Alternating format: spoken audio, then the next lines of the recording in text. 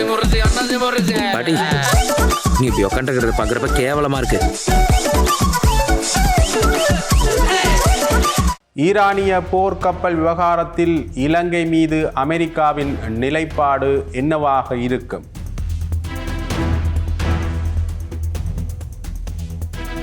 அமெரிக்காவுக்கு உதவிக்கரம் நீட்டுகின்றோமா? சந்தோஷ் ஜா வெளியிட்ட முக்கிய அறிவிப்பு.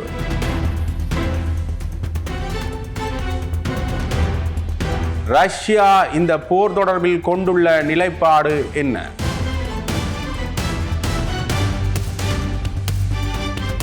தொடர்ந்து பேசலாம். இது ஆயுதம். இதன் ஒரு சொல் கொல்லும், ஒரு சொல் வெல்லும்.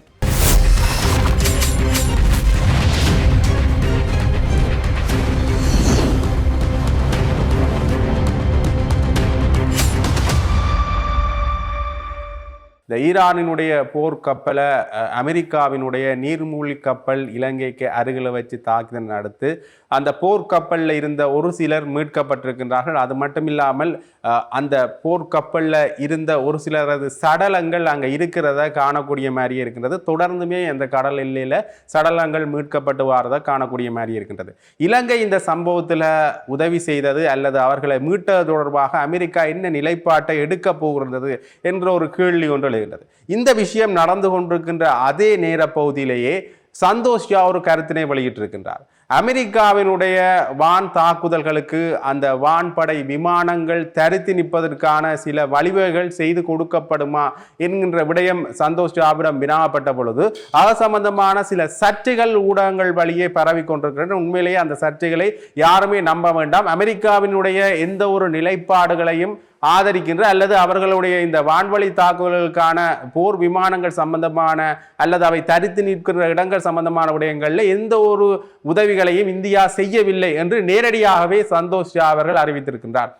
ஏற்கனவே இந்த விடயத்தை எடுத்து பார்க்க இந்த போர் சூழல் காலப்பகுதியில் ஈரானுக்குரிய ஆதரவு கொஞ்சம் கொஞ்சமாக குறைந்து கொண்டே வருகின்றது. ஏனைய நாடுகள பட்டியலில் இருந்து தொடர்ந்துமே இந்த சீனா, ரஷ்யா மற்றும் வடகொரியா ஆதரவு தெரிவிக்கும் என்கின்ற நிலைப்பாடு வெளிப்படுத்தப்பட்டிருந்தாலும் கூட அவர்கள் சரியான ஒரு காத்திரமான நிலைப்பாட்டை ஈரான் தொடர்பாக இன்னுமே வெளிப்படுத்தவில்லை என்கின்ற விடயம்தான் இப்ப பேசப்பட்டு கொண்டிருக்கின்றது. குறிப்பாக இந்த ரஷ்யா என்ன நிலைப்பாட்டை எடுத்திருக்கின்றது என்கின்ற இன்னொரு கேள்வி ஒன்று எழுகின்றது. ரஷ்யாவினுடைய நிலைப்பாடு தொடர்பாக பார்க்கின்ற பொழுது ஒரு வகையில ரஷ்யாவுக்கு இந்த போர் தேவைப்படுகின்றதோ என்றுதான் என்ன தோணுகிறது. ஏனென்றால் ரஷ்யா இன்னுமே தொடர்பான எந்த ஒரு நகர்த்தல்களையும் நேரடியாக தான் செய்யவில்லை.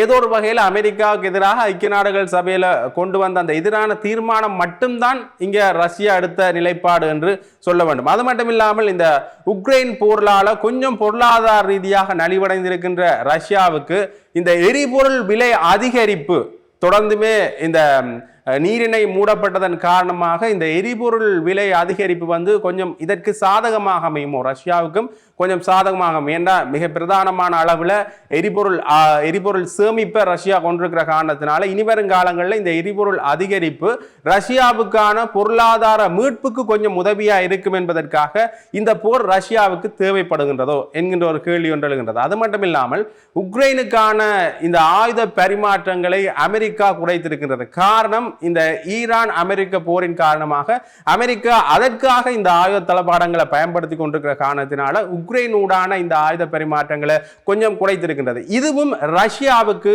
கொஞ்சம் ஆதரவு, இந்த ரஷ்யா உக்ரைன் போருக்கான கொஞ்சம் ஆதரவாக அமைந்திருக்கின்றது. ஆகவே இந்த நிலைப்பாட்டை ரஷ்யா கொஞ்சம் அமைதியாக இருப்பதற்கு இதுதான் காரணமோ என்கின்ற கேள்வியும் எழுந்திருக்கின்றது.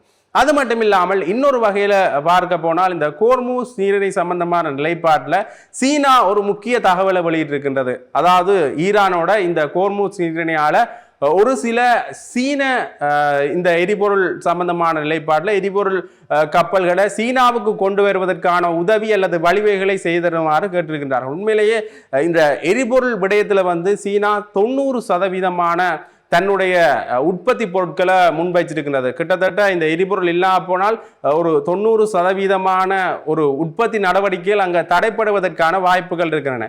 இது வெறுமனே சீனாவில் மட்டுமே செல்வாக்கு செலுத்தாது. சீன உற்பத்தி பொருட்களை வாங்குற பெரும்பாலான நாடுகள், உண்மையிலே உலகத்தில் இருக்கிற பெரும்பாலான நாடுகளில் சீன உற்பத்தி பொருட்களுடைய செல்வாக்கு இருக்கின்றது.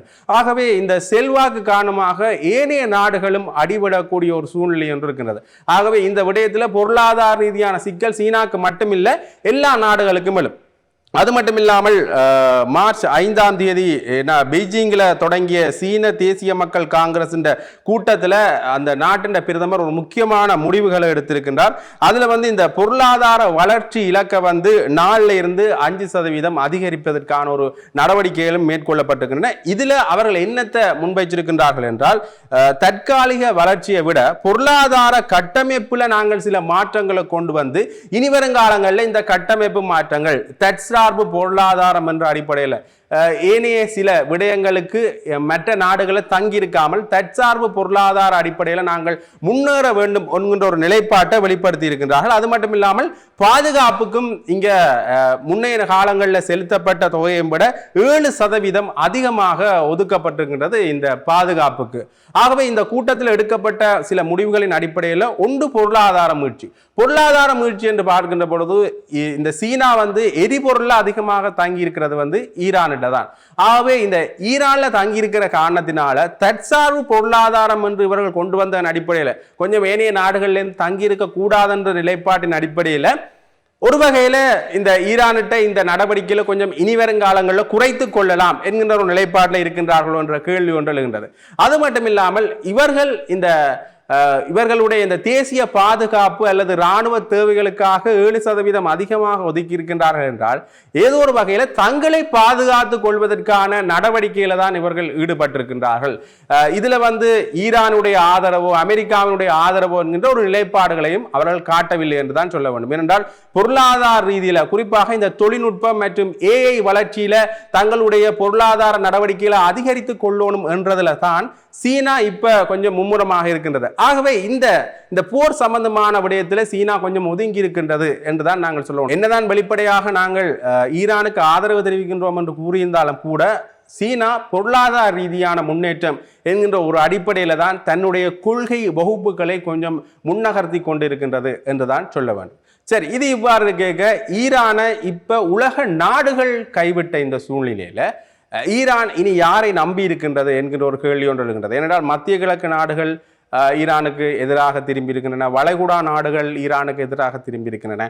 அவை அப்ப ஈரான் யாரை நம்பி இருக்கின்றார்கள் என்றால் இந்த நிழற்படைகள் ஏற்கனவே ஈரானால கட்டமைக்கப்பட்ட சியாவாக இருக்கட்டும், கிஸ்புல்லாவாக இருக்கட்டும், ஏமன் நிழல் படைகளாக இருக்கட்டும், இப்படியான நிழல் படைகளை ஒன்று கூட்டி மீண்டும் இந்த நிழல் படைகளை வைத்து கொண்டு அடுத்த கட்ட போர் நகர்வுகளை முன்னெடுக்குமா என்கின்ற ஒரு கேள்விதான் எழுகின்றது. ஏனென்றால் ஈரான் கருத்து கணிப்பின்படி ஈரான் சொல்லி இருக்கின்றது இந்த போரை நாங்கள் தொடர்ந்துமே நீள வைத்துக் கொண்டுதான் இருப்போம். அமெரிக்கா என்னதான் இந்த போரை நாங்கள் வெகு சீக்கிரமாக முடிவுக்கு கொண்டு வருவோம் என்று கூறியிருந்தாலும் கூட ஈரானுடைய கருத்து நிலைப்பாட்டின்படி தொடர்ந்து நாங்கள் பதிலடிகளை கொடுத்து கொண்டே இருப்போம்.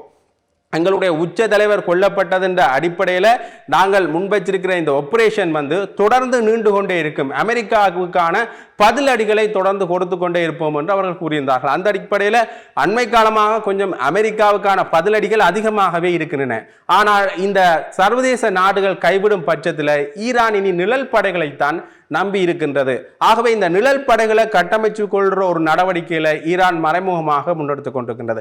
அது மட்டும் இல்லாமல் ஏனைய நாடுகளுக்கான ஒரு பொருளாதார சிக்கலை ஏற்படுத்தும் நோக்கமாக இந்த கோர்மூஸ் நீரிணை வழியாக வருகின்ற இந்த கப்பல்களை உடனடியாக நாங்கள் தீக்கிரையாக்குவோம் என்று ஈரானுடைய புரட்சிகர காவல் படை தெரிவித்ததை தொடர்ந்து ஏனைய நாடுகள் பொருளாதார ரீதியில கொஞ்சம் ஈரான் பக்கமாக கொஞ்சம் பயம் கொண்டிருக்கிறத காணக்கூடிய மாதிரியே இருக்கிறது. ஆகவே திடீரென இந்த ஈரானுடைய போர்க்கப்பல் விவகாரத்தில் இலங்கை ஈரானுக்கு ஒரு ஆதரவு நிலைப்பாட்டை காட்டினதுல அமெரிக்கா அடுத்த கட்டமாக என்ன நகர்வுகளை இலங்கை தொடர்பாக மேற்கொள்ள போகின்றது என்பதுதான் இப்ப மக்கள் மத்தியில் இருக்கிற ஒரு மிகப்பெரிய கேள்வியாக அமைந்திருக்கின்றது.